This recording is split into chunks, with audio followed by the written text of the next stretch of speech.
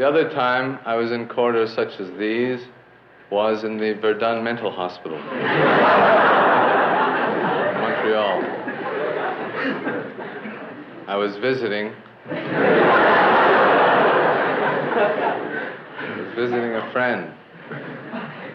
He was on a top floor, and I asked him, for he was still lucid, where can I get a coffee?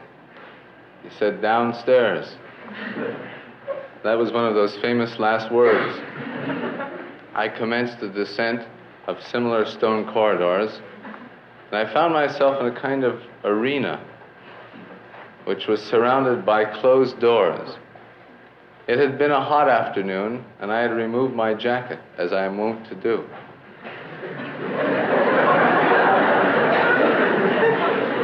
I had left it with my friend, who, though mentally ill, was no thief.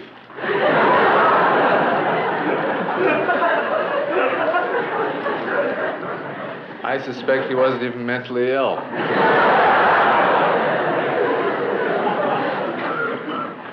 He was doing this instead of college. I stood watching the 4 or 5 doors, wondering about all the possibilities, except the one that occurred. The door opened, and 2 large men in white uniforms walked out. And they said, "Where are you supposed to be now?"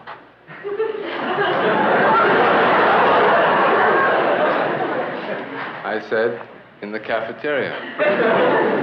They nodded to each other. I said, "Where are you supposed to be now?" "In the cafeteria." Well, you see, as their questions continued, my answers, which had started innocent enough, began to sound like I was protesting too much. In fact, after being interrogated 3 or 4 more times, I was shouting, pushing them aside, causing them to run after me down the corridor. It was only when a guard identified me that I was able to go back to my friend, who had eaten my jacket.